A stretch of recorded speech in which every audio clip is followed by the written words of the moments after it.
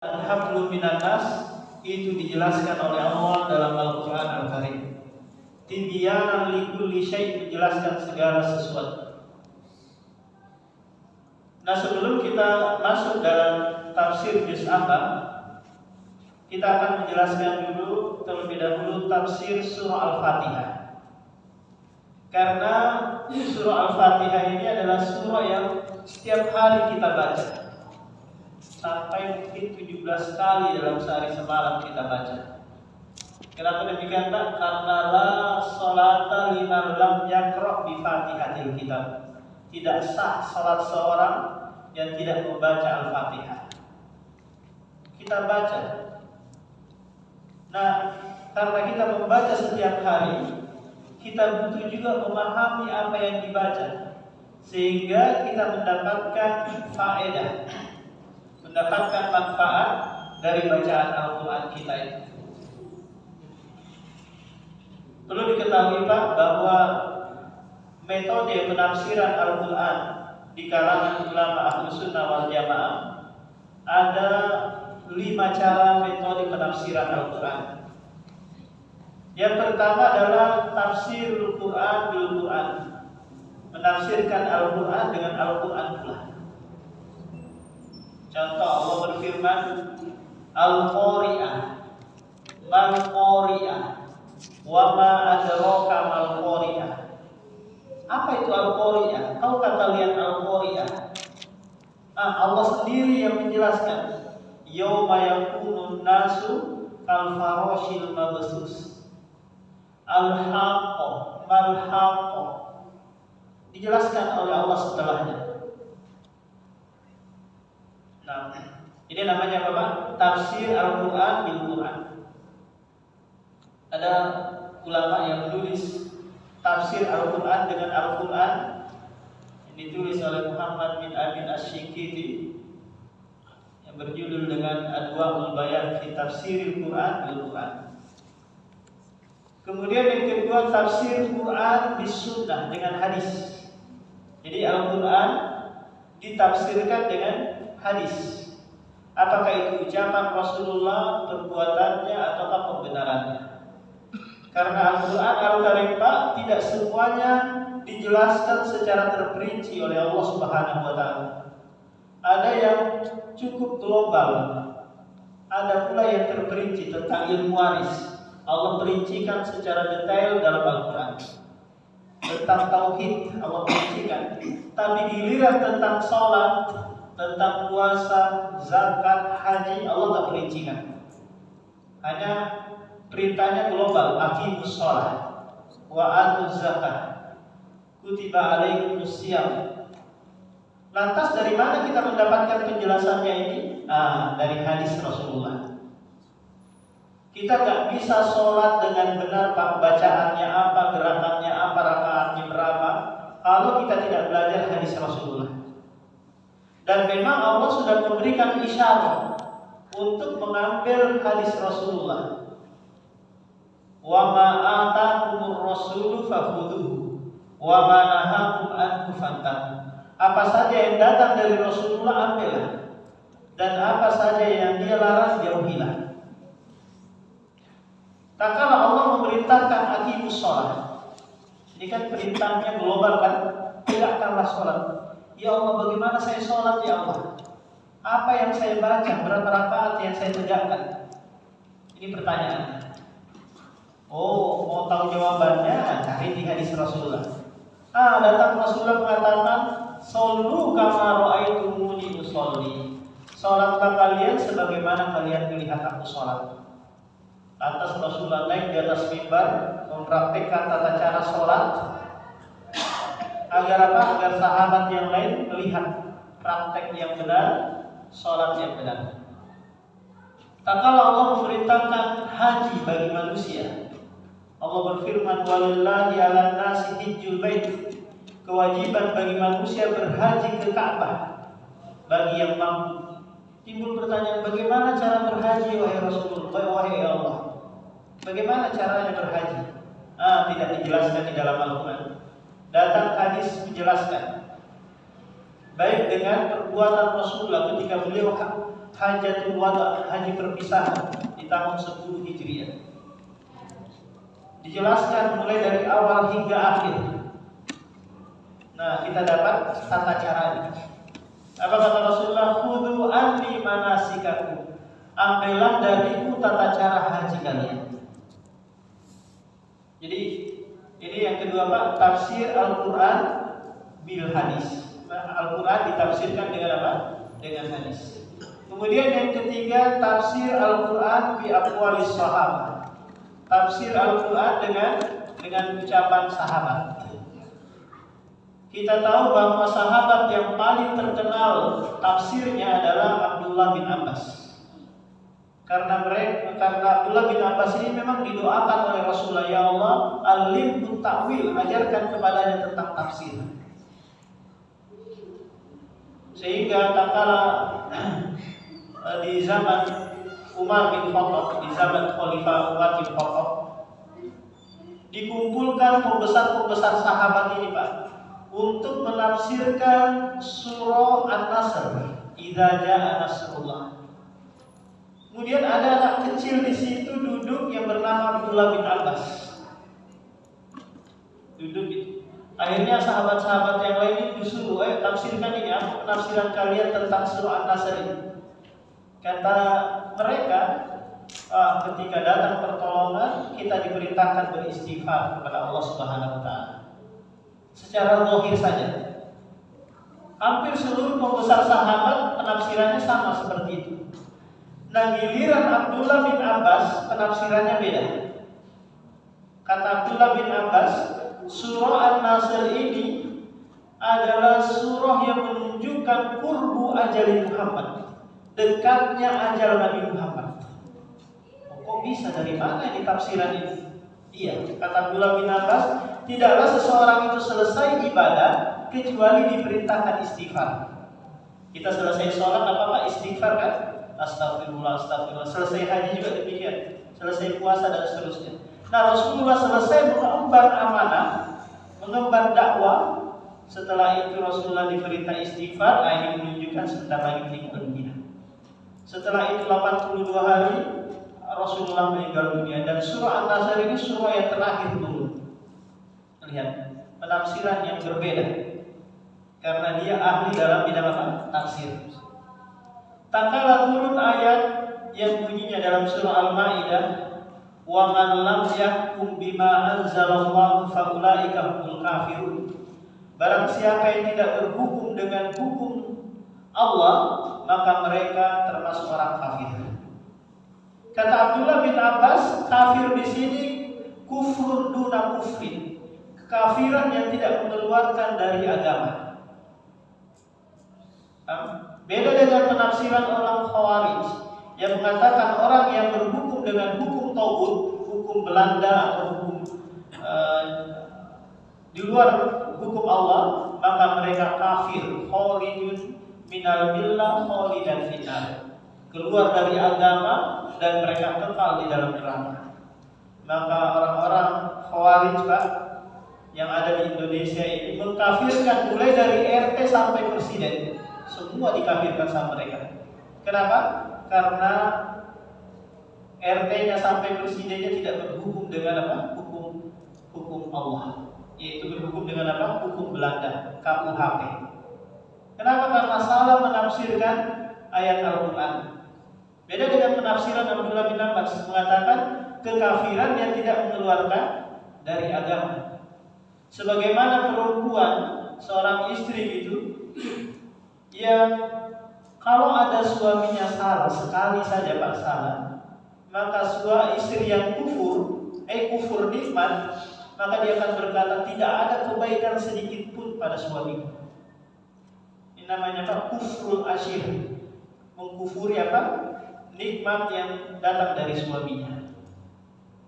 Nah, ini tidak mengeluarkan dari agama. Kemudian penafsiran berikutnya adalah tafsir Al-Quran bi aqwali at-tabi'in, dengan ucapan-ucapan tabi'in. Nah, ini 4 metode penafsiran Al-Quran yang benar. Sehingga muncullah kitab-kitab tafsir seperti tafsir Ibnu Katsir, tafsir Al-Baghawi, tafsir Al-Qurtubi, dan tafsir-tafsir yang lainnya. Semuanya bersumber dari 4 ini. Tafsir Al-Quran bil Quran, tafsir Al-Quran bil hadis, tafsir Al-Quran biqauli sahabat, tafsir Al-Quran biqauli at-tabi'in. Nah, sekarang kita masuk ke surah Al-Fatihah. Surah yang senantiasa kita baca siang dan malam. Surah Al-Fatihah ini, Pak, memiliki 25 nama. Sebagaimana disebutkan oleh Imam As-Suyuti. Tapi kita sebutkan 5 saja dari nama-nama yang ada. Surah Al-Fatihah ini disebut Al-Fatihah. Kenapa? Karena dia adalah pembuka Al-Quran. Surah yang pertama kali kita temukan tak kala apa? Membaca Al-Quran. Al-Fatihah, pembuka. Nama yang kedua, Ummul Kitab. Ummul Kitab. Ummu itu, Pak, maknanya adalah tempat kembali. Tempat kembalinya makna dan kandungan Al-Quran. Jadi nanti kita akan bahas bahwa Al-Fatihah ini, Pak, adalah mujmalul Quran, kandungan seluruh Al-Quran, mulai dari Al-Baqarah hingga An-Nas, itu disebutkan di surah Al-Fatihah ini, tapi secara global. Maka dia disebut apa? Ummul Quran atau Ummul Kitab. Karena seluruh pembahasan Al-Quran mengacu kepada surah Al-Fatihah. Dan surah Al-Fatihah mengarah kepada satu makna, satu kata, yaitu Iyyaka na'budu wa iyyaka nasta'in. Ini nama yang kedua. Apa, Pak? Nama yang kedua tadi Ummul Kitab. Kemudian yang ketiga adalah Sab'ul Masani, 7 ayat yang diulang-ulang. Sab'ul Masani, 7 ayat yang diulang-ulang. Ini nama yang ketiga.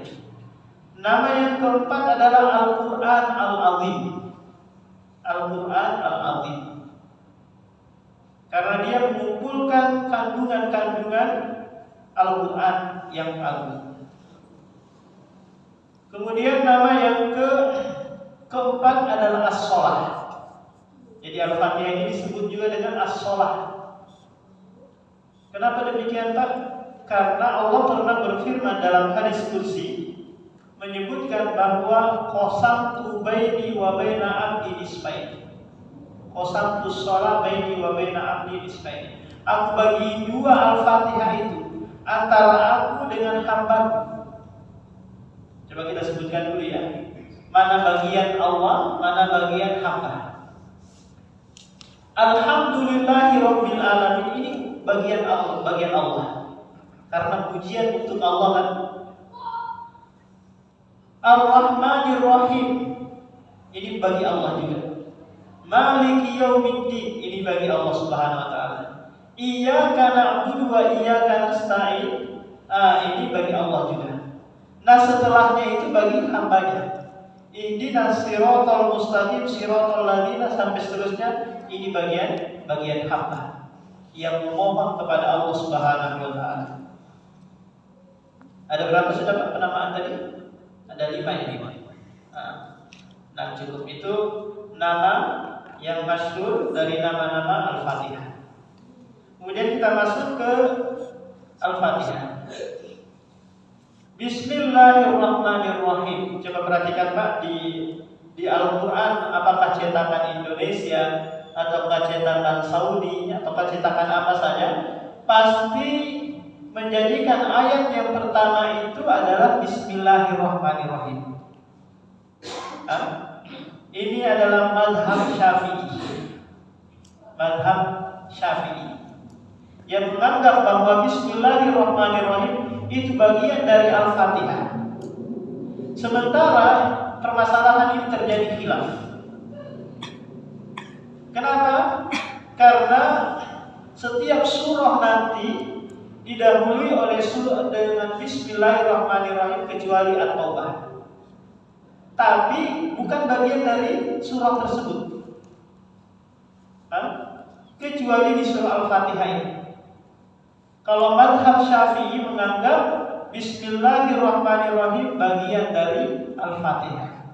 Makanya kalau mereka sholat jahriyah itu dibaca Pak, Bismillahirrahmanirrahim, Alhamdulillahirabbil alamin. Nah, mereka baca. Nah, kalau mazhab Hambali enggak memasukkan Bismillahirrahmanirrahim dalam surah Al-Fatihah.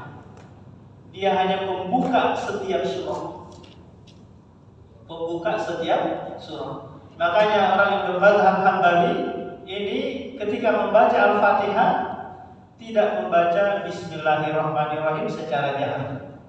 Dan ini ada riwayat dari Anas bin Malik menyebutkan bahwa aku sholat di belakang Rasulullah, Abu Bakar, Umar, Utsman, walam yasma'u, aku tidak mendengar dari mereka memulai dengan Bismillahirrahmanirrahim.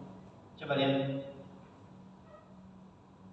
Jadi Rasulullah, sahabat, kibarus sahabat tidak membaca Bismillahirrahmanirrahim. Nah, yang terpenting ucapan Bismillahirrahmanirrahim adalah ayat dari ayat-ayat Al-Quran. Ini perlu dicatat nih Pak. Allah sebutkan hal itu di surah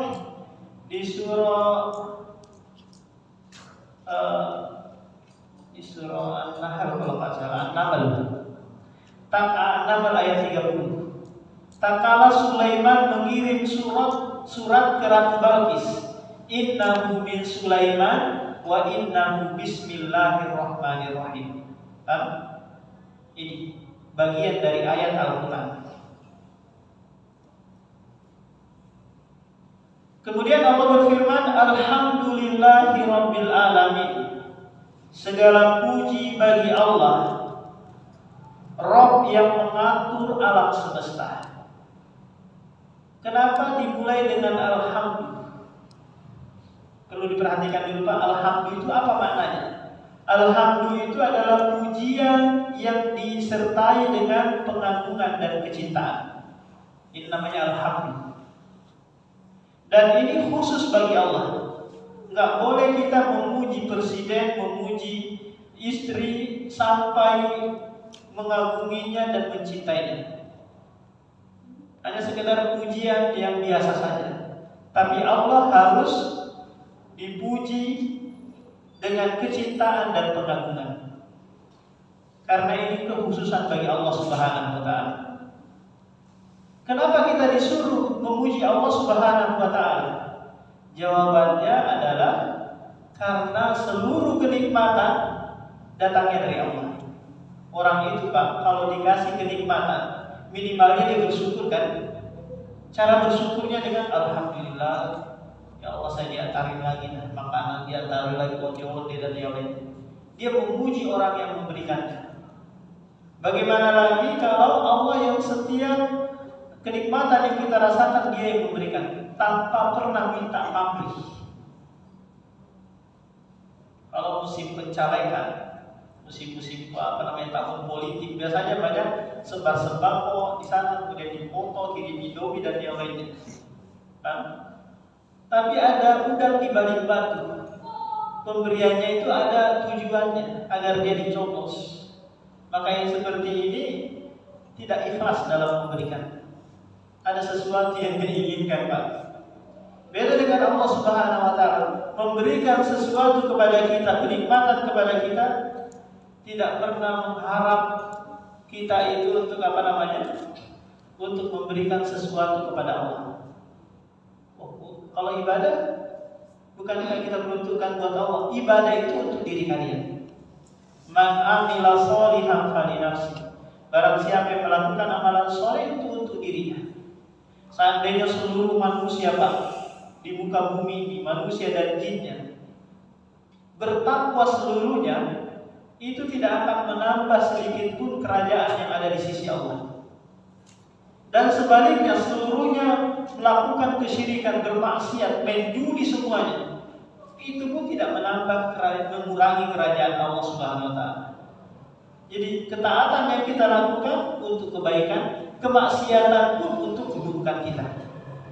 Allah hanya mengatur kita, mencari yang terbaik buat kita.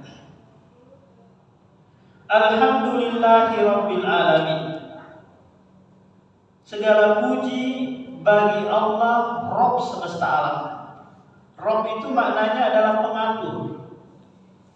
Siapa yang diatur? Yang diatur itu al-alam. Alam itu Pak maknanya adalah kullu ma siwallahi alam. Segala sesuatu selain Allah itu adalah alam.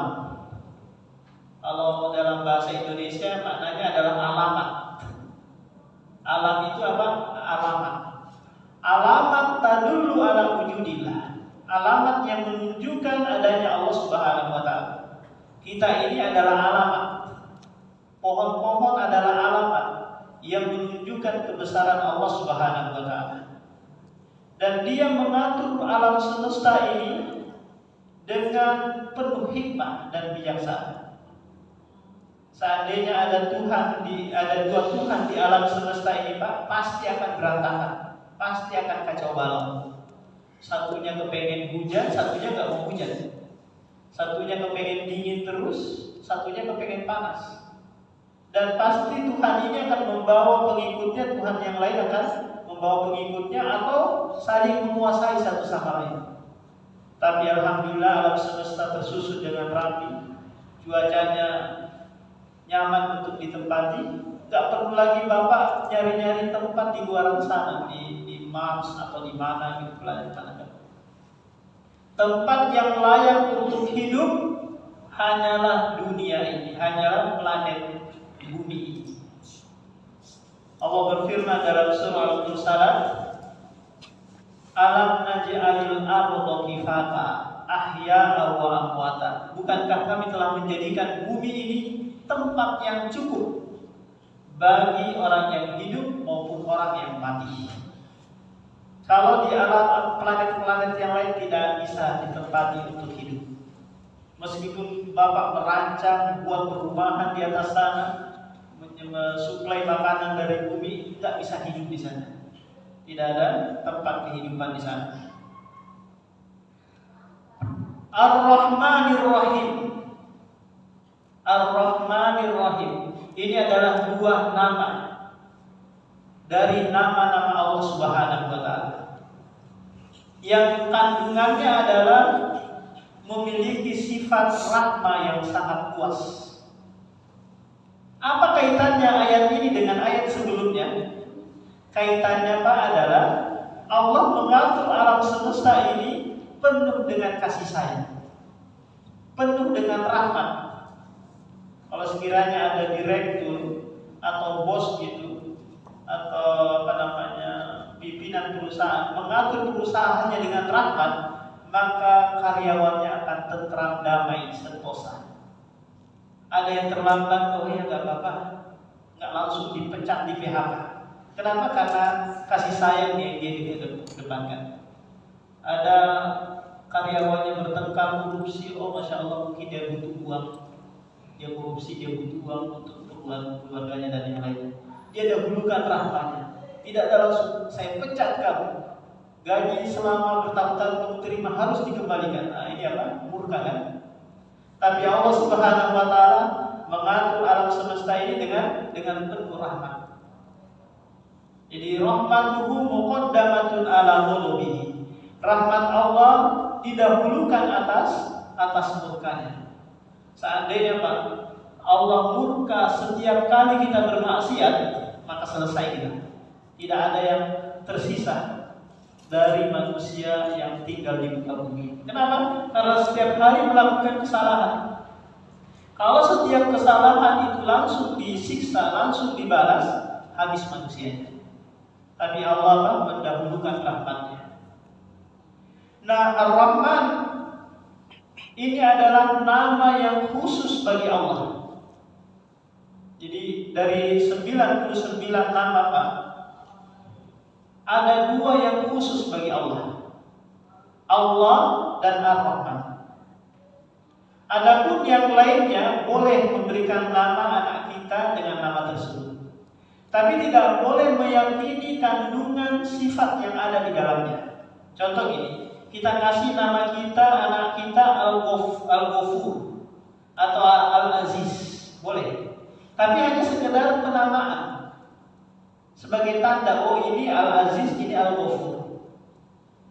Enggak boleh meyakini, oh dia ini punya sifat maha pengampun, maha perkasa, enggak boleh. Karena ini kekhususan bagi Allah Subhanahu wa taala.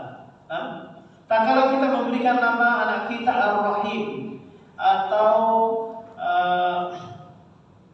Al-Latif, atau kita kasih nama lagi At-Tawwab, boleh?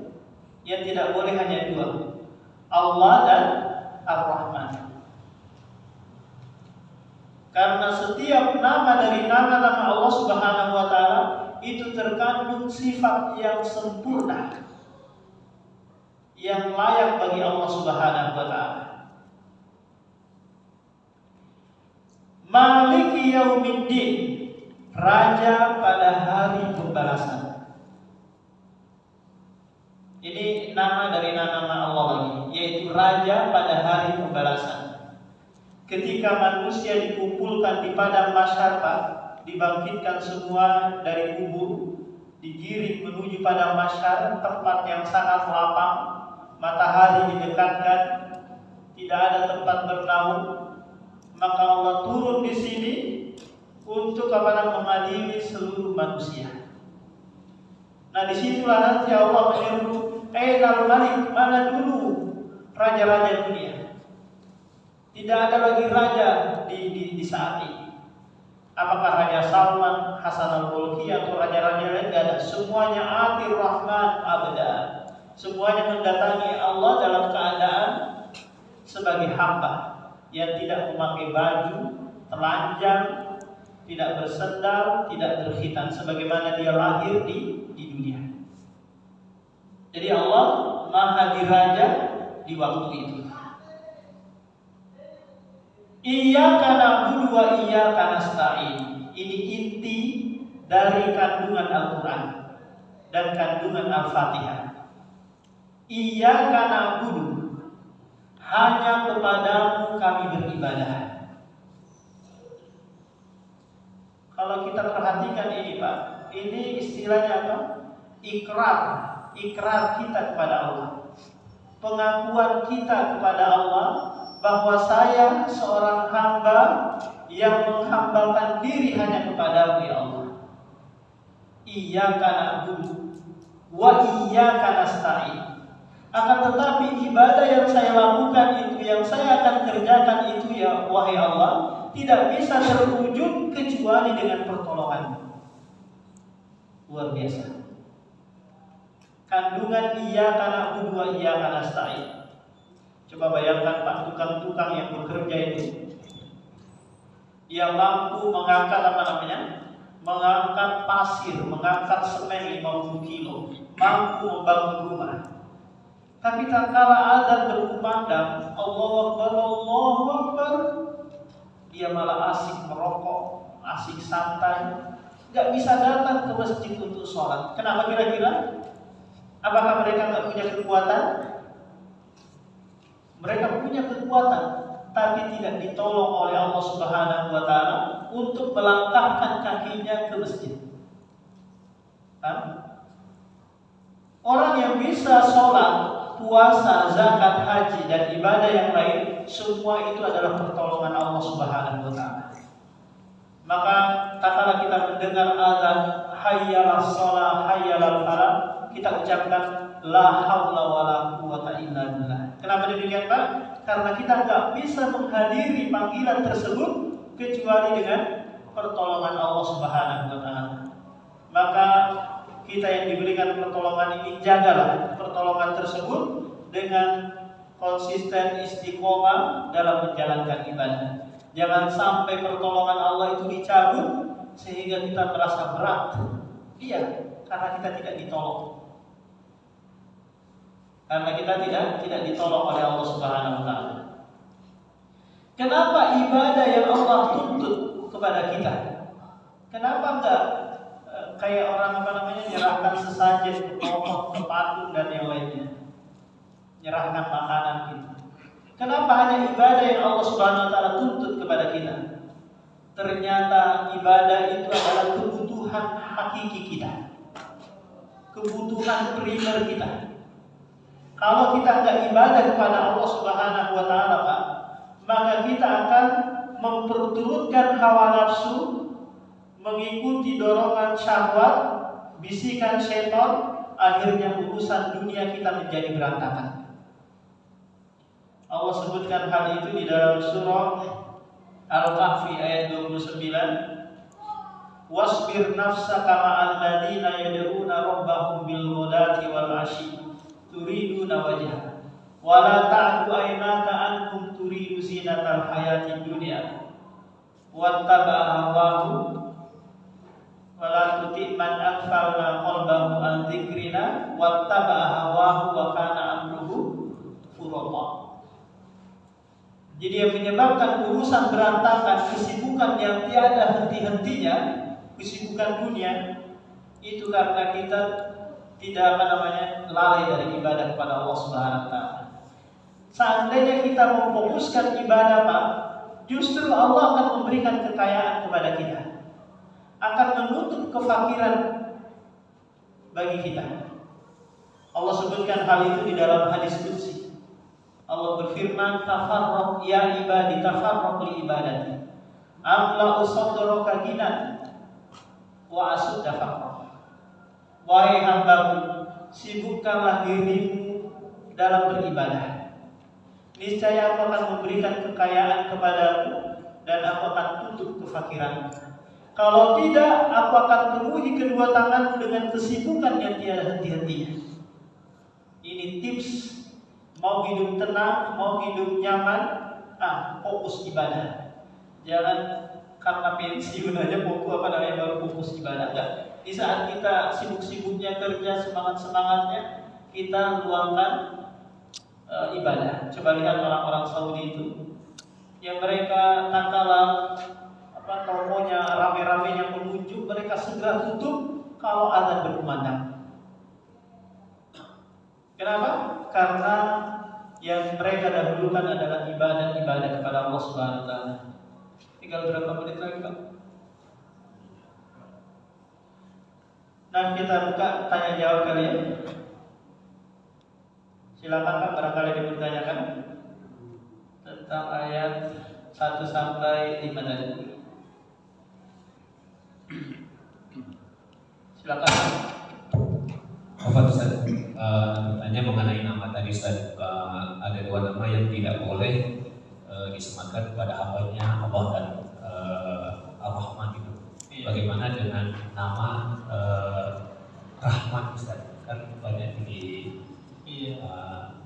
kalangan masyarakat ini dengan nama Rahman itu. Apa itu juga termasuk ke dalam pelarangan dua nama ini tadi? Iya. Ini Ustaz, Assalamualaikum warahmatullahi wabarakatuh. Nah, Rahman ya dari kata Rahman, bahasa Arab Ar-Rahman. Kalau mau dirubah di kita aja jadinya Rahmat. Nunnya diganti ta aja, diganti t jadinya apa? Rahman. Kalau Rahman kan nama, Rahmat itu sifat. Sifat yang dimiliki Allah dimiliki juga bagi manusia. Susah gantinya. Ya sudah, kalau kayak gitu di akte antum seperti itu Rahman, di KTP antum, tapi antum coba rubah Abdul Rahman, atau diganti Rahmat. Nama sehari-hari antum diganti apa? Rahmat. Karena ini adalah nama yang khusus bagi Allah. Seperti itu. Kalau ada tokonya Rahmat diganti, ada laundrynya namanya Rahmat diganti. Karena itu nggak boleh. Yang lain.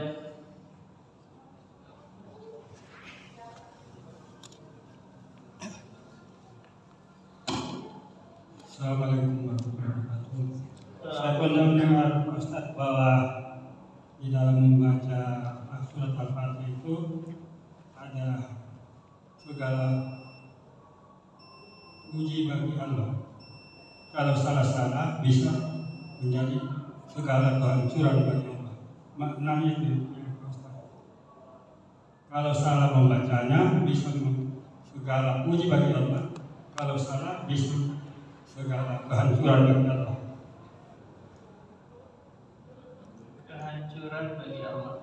Walhamdu, segala puji bagi Allah. Kalau kehancuran, saya nggak tahu makna yang kehancuran yang dia inginkan, Pak. Karena kalaupun dirubah haknya menjadi hak, ya hak gitu nggak bermakna kehancuran juga. Kehancuran itu halakah. Nggak tahu saya yang diinginkan apa gitu.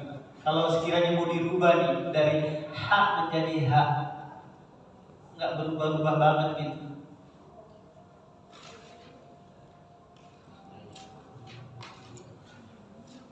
Nah, karena waktu sudah masuk, kita tutup. Subhanallah wa bihamdihi. Assalamualaikum warahmatullahi wabarakatuh.